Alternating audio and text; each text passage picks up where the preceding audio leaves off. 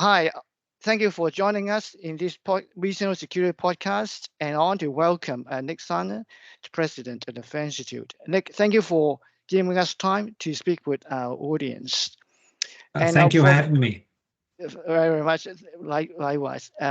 For full disclosure, the privilege working on your leadership, Nick, to be part of the phenomenal growth of the FAIR Institute since you founded back in 2016.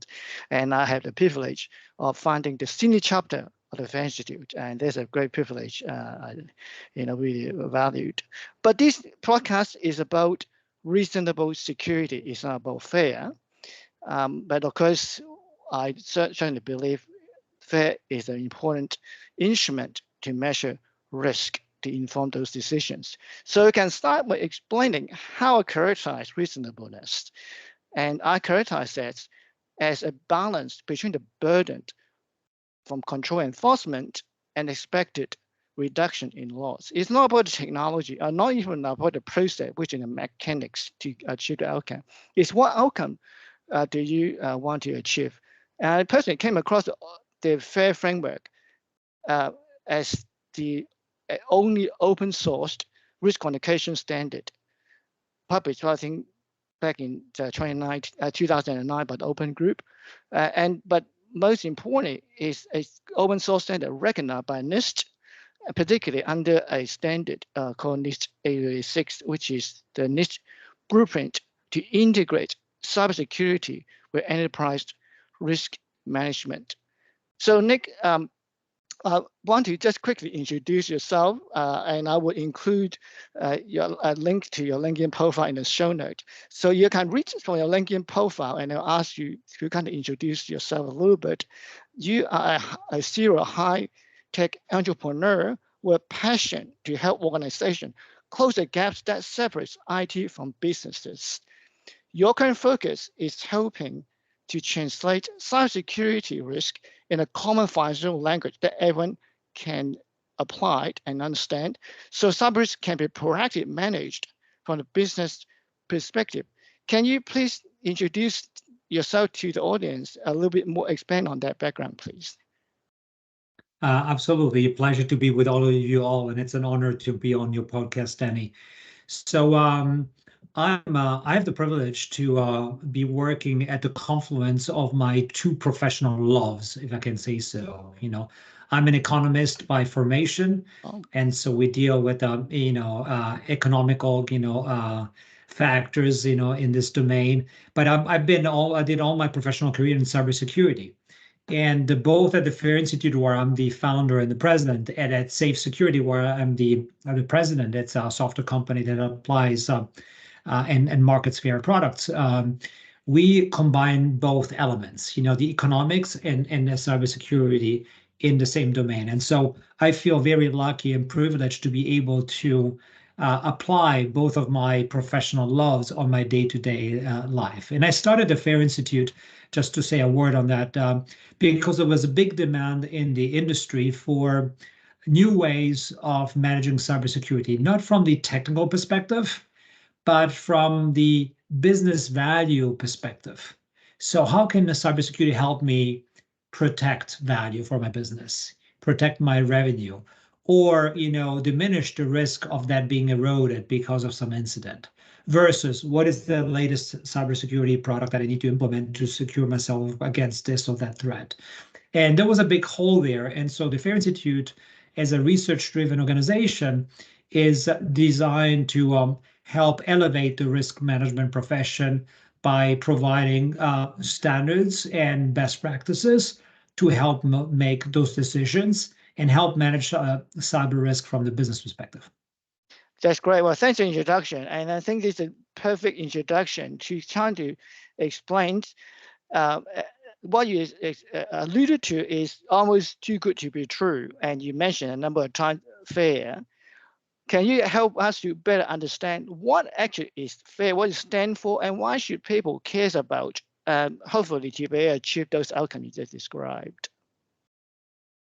Yes, FAIR stands for Factor Analysis of Information Risk, but really what it is, it's a standard risk taxonomy and an analytics model that allows users to consistently define what a risk scenario is and to quantify the loss exposure associated with the risk scenarios, And let me define this without too much detail. If you want to have more details, you can always refer to the FAIR Institute website, But in short, FAIR defines a risk scenario as a situation where you have a threat hitting an asset of value and resulting in a material impact onto the business. So a cyber criminal stealing data and resulting in a privacy liability for a company, that's a probable risk scenario, okay? And so that's a good definition of what a risk scenario is. But the FAIR does also the other aspect, which is helps you quantify the loss exposure associated with the risk scenario. And the loss exposure at the highest level is a factor of the likelihood of that event happening and the impact of that event, happening. And so the reason why both are important for the risk management profession is that you need to have a good taxonomy to start a risk management programs. A lot of, if you want to manage risk effectively, you need to first define the object accurately. And if I think about the failure of many risk management programs today, it starts with bad definitions. Yeah. If I look at risk registers today, most of the entries in large companies, I'm talking Fortune companies or Global 2000 companies, most of the entries in risk registers are not risk scenarios according to definition we just shared with you. There is a lot of vulnerabilities, a lot of threats. Everybody's defining risk how they want in the enterprise. There's no standard definition of risk. Everybody seems to be qualified to speak about risk. And so that's where the problem starts, because you're putting apples and oranges and bananas in this risk register, and you don't have a consistent definition of what is risk. And so if in your risk register, 90% of the entries are not risk, that's a problem. It means you're polluting, the object you're trying to manage. And the problem continues with bad measurements. First, it starts with bad definitions and then with bad measurements. The number one measurement in the industry when it comes to risk in 2024, incredibly, is still high, medium, and low. Absolutely, yeah. The problem with high, medium, and low is that, Danny, your high may be a different high than mine, maybe a medium for me. And my low may be a medium for you. So we all going to have subjective elements and thoughts in terms of how we quantify risk, and that's a problem. So the current state is driven by bad definition and bad measurements. So a model like FAIR helps solve that. And why do you care? You should care because if you can define the problem accurately, what the risk is, and managing properly, you can start suddenly to provide accurate reporting. You can report to the business on the top risks that are most material to the business, And so instead of telling them we have 100, reds or 100 highs, I'm going to tell you our highest risk scenario is an area that gives us $50 million loss exposure. Yeah. It may be material for the size of our company, and we need to do something about it. Yeah. That's a good reporting to the business, Yeah.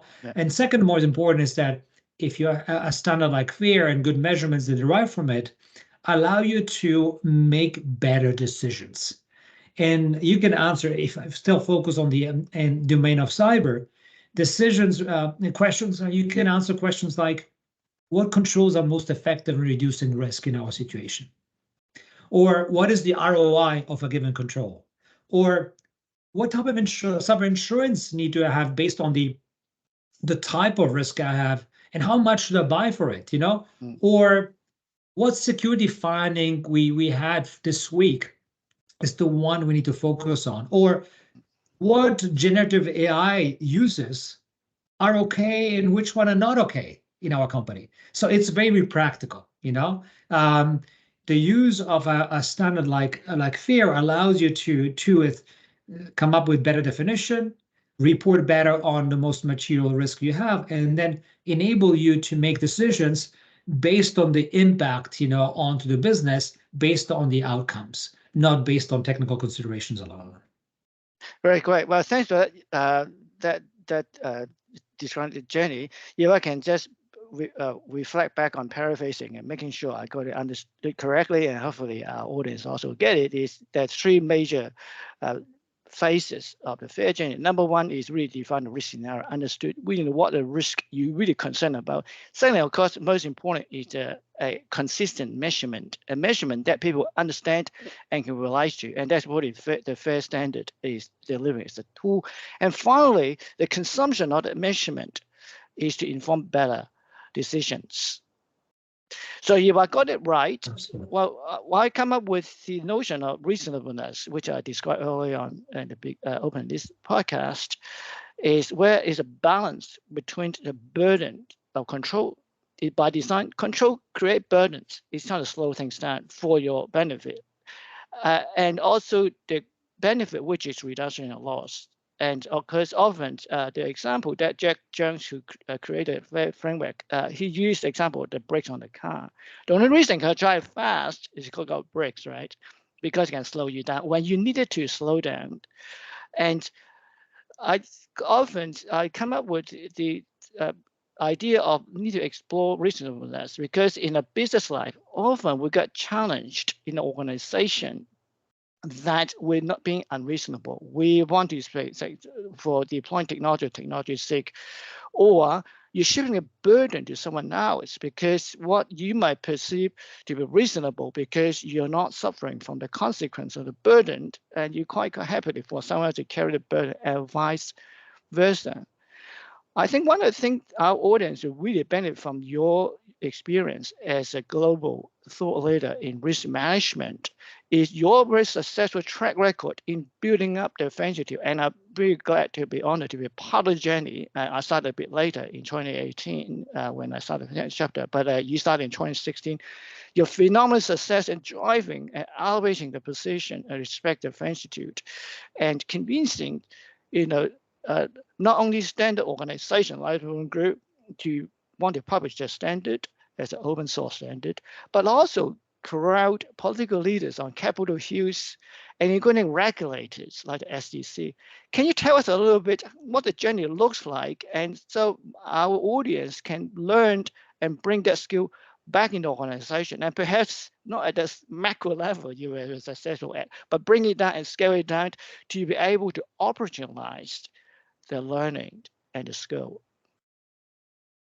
No, that's an excellent question. Thank you, Danny, for that. I think that when it comes to enabling better decision and reasonable measurements, it's funny. What I learned is that the higher you go into an organization in terms of level of responsibility, the higher you go in a business organization to the business leader, the higher you go in policy making to the representatives, the easier they understand models like FAIR, because they are decision makers. They need to make decisions. They need to evaluate trade-offs. Do I take this approach to cybersecurity? Do I take this other approach? Which one gives us the best cost benefit? That's the world they live in. They don't live in the world of especially in cybersecurity, of threats and vulnerability. They live in the world of what is improving the common good, and how do we try to and in the service to the public, and in what ways do we keep them out of trouble? And what are the best combinations that allow us to get there? That's the decisions they need to make. And so talking about cybersecurity in terms of dollars and cents, like a model like FAIR brings about, puts in a dimension they are very familiar with and becomes very reasonable. I'll give you an example. I was talking to a congressman in the States here. He was part of the appropriation committee for Department of Energy. And he's telling me, Nick, we last year, the Department of Energy gave me a scorecard and they gave me a red. Their score was red. We gave them $500 million for cybersecurity. This year is still red. I cannot make sense of that. I need a methodology, and hopefully FAIR can help me where I can assess how much exposure do we have in terms of risk. And if I give them the money, how much less, so that I can assess the ROI. And if I'm using good taxpayer money to solve a problem, or if it's not making a difference, okay? Yeah. So that's the realm I'm living in. And this parallel, by the way, to what you said before, in the commercial space, to decision makers, I worked with the CISO of a streaming company, and he was telling me, Nick, we're launching a new streaming service, and we need to debate what level of usability we want to provide against the level of security. So And the discussion was along the lines of, well, if we make it very secure and every time you want to watch a movie, you ask people to do two-factor authentication and have them look at a code on their phone, it gives us great security, but it's very burdensome and very annoying for the user, While making it all free, then they could share their, their user ID into everybody, and we get a lot of fraud and abuse, etc. And so we compromised, and we're able, using a methodology like FAIR, compromise on the fact that we may ask them, on an annual basis, two-factor authentication to re-identify themselves, which is not an unreasonable burden, to use, some of the words you have on this podcast. And so that's an example how on public policy, but also in the commercial space, you can see these type of methodology, why they resonate at a higher level. But as it comes to standards organization like NIST, it was interesting to see the evolution in interacting with them. We made the case that the first approaches were very compliance focused. We are pushing the discipline in cybersecurity to apply best practices like a check on a checklist basis, which is not always effective because they can become obsolete, and the same controls may not apply to different realities, to different companies. And so you need to have a risk-based approach and focus what matters most in a given company and apply the controls that are most effective in that particular context. And so they need to, and so it's interesting that, and as it relates to the in the States, the National Institute of Standards and Technology, we see them evolve and start talking in their versions, in the increasing version of the NIST cybersecurity framework about the need for a risk-based approach, and reference more explicitly the need for risk assessments, and also evolve what they initially proposed as an assessment model, which was more qualitative, and saying, if you want to make better decisions, you need to quantitative. And you can look at models like FAIR to make better decisions. So even to standard to organization like NIST, what it took to convince them is show them that the difference between subjective methodologies where you rely on guesswork and high, medium, lows to make decisions, and more scientific methods where you can use data and math and financial-oriented measurements to make better decisions. And providing them with enough examples to say, oh, that's a superior way, it can be done. There are models now that allow me to do that. That's a preferable method that we should, point to that. And so very proud that we've been able to get referenced, as a FAIR Institute, the methodology of FAIR as an informative resource to the cybersecurity framework, and also have FAIR formally referenced as part of their FAIR-MAM standard in their NISTIR 8286 document. Right. So, and the similar things happened with the National Association of Corporate Directors. In the States, this is the #1 governance organization for board directors in the United States. They publish on a regular basis a cyber risk oversight handbook for directors to learn about how to make better decisions and manage and oversee cyber risk. And a lot of the principles in that handbook are economically driven and based on principles that derive from FAIR. So to enable, again, directors not to look at the problem of cybersecurity from a technical perspective, but look at it from a strategic business perspective, and use economical aspects driven by a model like FAIR to assess the adequacy or the reasonableness of certain measures. Same thing, again, with the World Economic Forum. We provided them examples that such models and such reasonable measures are now available to companies to make organization, and they issue their own cyber risk governance guide that is based on risk quantification and FAIR principles. And so it has been fascinating in the last few years to see how we evolved from a discipline that used to be based on technical considerations alone and gut decision-making to one that is more scientific, more model-driven, and allowing you to have better comparison and better decision overall. Thank you for that explanation. And I will include a link in the show notes of the two important resources you mentioned, the NIST standard, NIST IR86, which is a NIST blueprint to integrate cybersecurity with enterprise risk management. And the same resource you mentioned is the NIST Direct Handbook of Cybersecurity, both very important resources. And I'm going to ask you, Paul, the third and final question before we ask you closer to the show by asking you three metrics that you would use to measure reasonableness in business conversations. So the final question I want to put to you is that all the measurements, of course, not only being recognized by NIST and integrated into NIST 886, but also picking up by the regulator, which is third stakeholders I mentioned in my last question, namely the Security Commission, SEC. And of course, I was in FAIR-Con in the audience where I watched your keynote and also watched a keynote panel from David Hirsch, which is Chief of Enforcement SEC.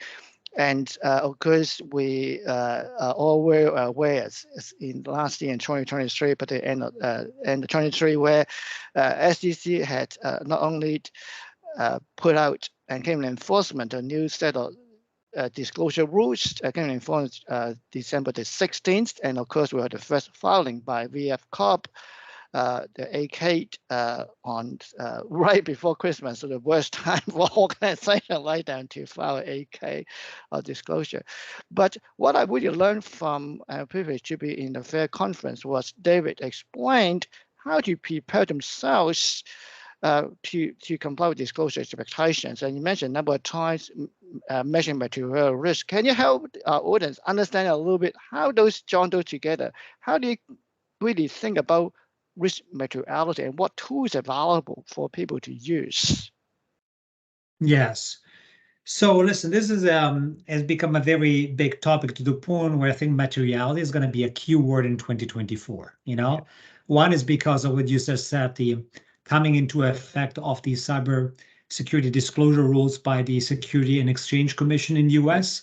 Yeah. But it's happening also in other countries, in other continents. In Europe, this year, we're going to see the coming into effect of NIST 2 and DORA at the beginning of 2025, mandating, quantifiable risk assessment for financial service institution in Europe. And in Australia, we have, APRA's regulation CPS 234, which requires both to demonstrate the adequacy of their of defenses in the face of threats. So the topic of materiality and disclosing again the impact of potential threats to the stakeholders so they can make informed decisions, I think it's a good requirement because it provides transparency of the impact of cyber risk along all other forms of strategic risk for an enterprise. Let's say you're a manufacturing company. If suddenly you have a disruption in your supply chain and you cannot get parts to complete your product and you have an impact on sales, you need to disclose it to the investor. That's logical. Well, the same applies now to digital processes. If you have disruption in digital process that are material, you usually have the same level of disclosure. So that's a very fair request.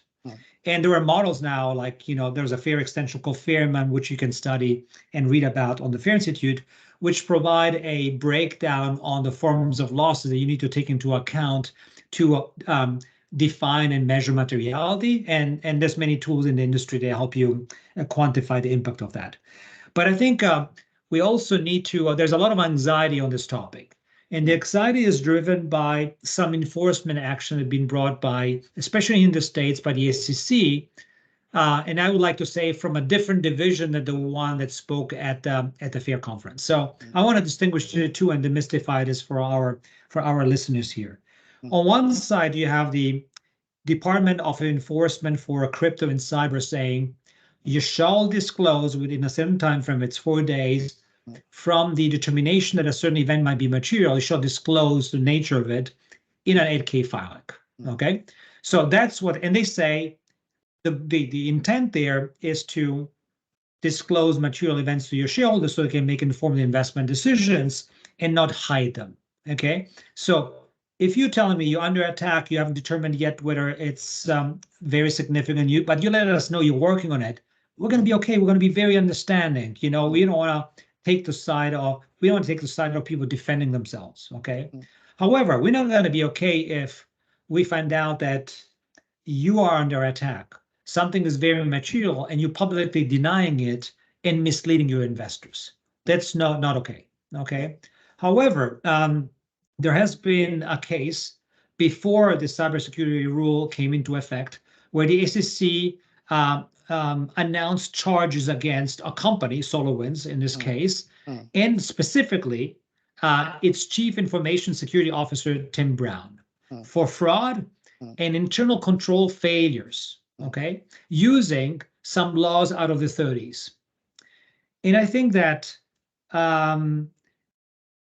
this is my personal interpretation there. They were right in calling out a situation where they feel they have proof that the company was aware of bad things happening and publicly not disclosing that, actually denying it, saying everything was okay. And I would say that's not in the spirit of what even the cybersecurity disclosure rule wants to do, wants company to behave. However, they're also charging them for having inadequate controls. And this, I think, on this aspect, I think they are unreasonable because it is not the prerogative, it shouldn't be the prerogative of the SEC, which is to protect investors, to make judgments on the technical capabilities of a company, okay? If you have bad controls and you suck, you have to disclose it. But you don't have, because you're in business, you don't need to, you're not obliged to be good and having good controls, okay? So that's an unfair request from the SEC. The second thing that I think is unfair, and I think it's not reasonable in this case, is that they're going after the CISO, and I have a lot of questions there. A lot of people have questions like, where the disclosures by the company driven by the CISO on his own? Or is it a company decision? Because I'm coming from the principle that these disclosures need to be done as a company. Cyber risk management is a company endeavor. It's not just an individual endeavor, And so there's a lot of open questions there. And I want to just summarize this, that a model like FAIR can help a lot in this, in helping in providing visibility and light into the potential impact of cyber risk onto the bottom line, and provide transparency to investors to make good decisions, so they can make reasonable decisions whether to invest or not. And also filter out the situations where the additional request on technical details may not be reasonable, may not be very informative to investors because they're not technical in nature. And secondly, go beyond the scope of providing transparency. The SEC should not be in the business saying you're good or not good in cybersecurity. You should be transparent. That's a fair question. It's a reasonable question to face. So I think that I hope that the SEC will see through this, enforce the cybersecurity disclosure rule in the spirit it was intended, and doesn't have other departments make additional requests that go beyond the mandate on cyber. Yeah, thank you for that, walking through those scenarios. And I will include in the show note the link to the recording of the keynote panel where David Hirsch spoke to how to prepare for compliance with the disclosure rules, which is exactly aligned with what you just described now. And I want to close out this podcast. I think I'm giving me time. Asking you three measures you used to measure reasonableness. I was putting in context that you had mentioned a number of times that now some of those actions probably not considered reasonable. Putting aside our opinion of what might happen in a particular prosecution, what individual must also do as both executive to defend themselves and first and foremost satisfy themselves their decisions are reasonable. And then on that note, then inform the organization to help organization to defend the organization's decision, which might be quite different, as you alluded to. What team might not have agreed with the disclosure decisions, time will tell. Well, let's leave it to the court process. So, in closing, I ask you to please share with the audience three measurements you would use to measure reasonableness in decisions. Yeah, so I would say the measures I would take is like for any decision, and this I learned it actually out of my familiarity with FAIR, is that you need to have a good model that allows you to come up with consistent measurements, and you need to have a model that allows you to come up with comparisons, because to make good decisions, you need to make decision between options, okay?